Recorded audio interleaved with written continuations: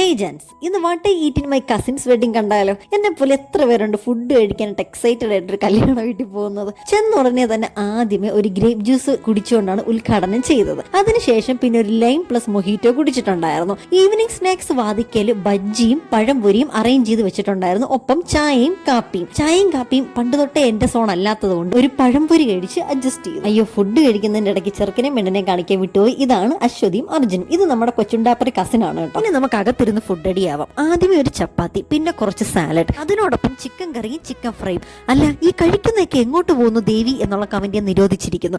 ആ കല്യാണ വീട്ടിൽ പോയി എല്ലാവരും ഇത് തന്നെയാണ് ജെൻസ് കഴിച്ചത്, ഞാൻ മാത്രമല്ല.